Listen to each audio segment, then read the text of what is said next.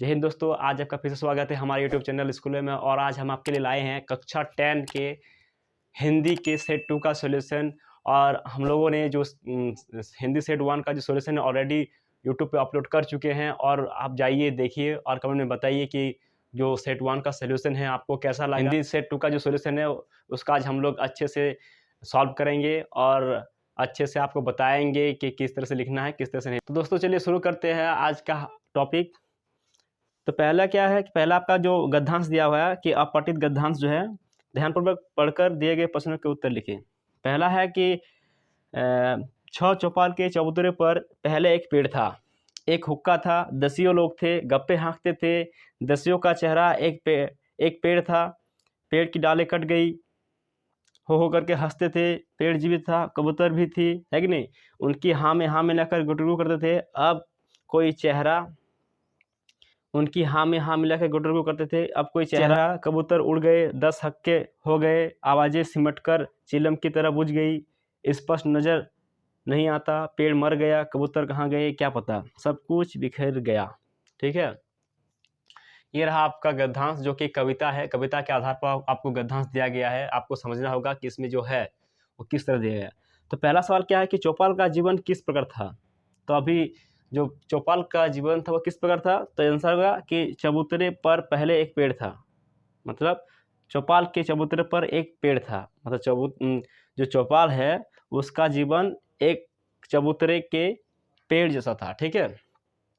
दूसरा क्या है कि पेड़ काटने का क्या दुष्परिणाम हुआ। जो पेड़ काट दिया तो उसका दुष्परिणाम क्या हुआ। तो आप देख सकते हैं आंसर क्या होगा कि कबूतर उड़ गए, 10 हक्के हो गए, आवाज़ें सिमटकर चिलम की तरह बुझ गई। मतलब कबूतर उड़ गए, 10 हक्के हो गए, आवाज़ें सिमटकर चिलम की तरह बुझ गई। तो बोल रहा है उपयुक्त जो काव्यांश है उसका एक शीर्षक लिखे। तो इसका शीर्षक क्या होना चाहिए, पेड़ बचाओ जीवन बचाओ। अब आता है सवाल नंबर 4 में। तो सवाल नंबर 4 क्या है कि विस्मयादि बोधक अव्यय की परिभाषा उदाहरण सहित लिखिए। क्या विस्मयादि बोधक जो अव्यय है उसका परिभाषा दे, साथ में उसका उदाहरण भी दीजिए। ऐसे सब जो वाक्य में आश्चर्य, हर्ष, शोक, घृणा आदि भाव व्यक्त करने के लिए प्रयुक्त हो वे विस्मयादि बोधक कहलाते हैं। ऐसे शब्दों के साथ विस्मयादि बोधक चिन्ह का भी प्रयोग किया जाता है। जैसे आपको दिख ही रहा है स्क्रीन पे कि विस्मयादि बोधक चिन्ह का जो चिन्ह है वो कैसा दिखता है। तो इसका प्रयोग किया जाता है। जैसे हो गया अरे, अरे में जो विस्मयादि बोधक चिन्ह है वो भी दिया गया है। जैसे कुछ नया चीज़ें, अचंभित, आश्चर्यचकित, कुछ भी ऐसा चीज़ देख लिए तो उसमें विस्मयादि बोधक का ही प्रयोग किया जाता है। ओ, शाबाश, काश आदि सब में क्या है, विस्मयादि बोधक चिन्ह भी है। और जो घृणा है, शौक प्रकट कर रहा है, आश्चर्य प्रकट कर रहा है, सब कुछ है इसमें। अब आते हैं प्रश्न संख्या किसमें, प्रश्न संख्या 4 ही में आते हैं जिसके अथवा में है। अथवा दिया गया है आपका रिक्त स्थान, जो अव्यय पद पिछले वीडियो में हम बताए थे कि अव्यय पद क्या होता है। तो रिक्त स्थान की पूर्ति करें।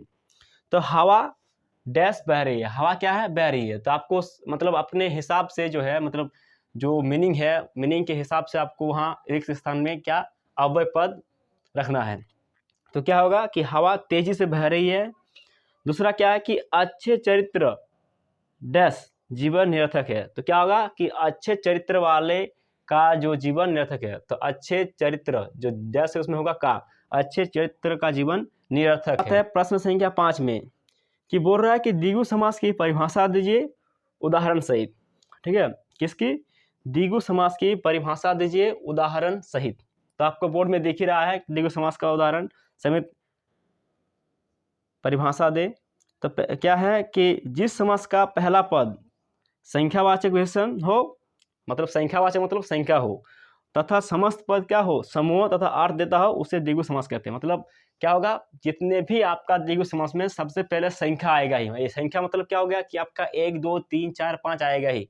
इस मतलब जैसे हो गया कि दशानन, त्रिलोक, 10 मतलब आप समझ रहे, त्रि मतलब 3, त्रिशूल 3 आ रहा है, पंचभुज 5 ही आ रहा, षष्ठभुज 6 ही आ रहा। मतलब जितने भी संख्यावाचक का बोध होगा उसमें समझ जाएंगे कि कौन है, द्विगु समास है। जैसे हो गया त्रिभुवन, नवरत्न आदि। प्रश्न संख्या 6 में क्या है कि कवि ने कठिन यथार्थ के पूजन की बात क्यों कही।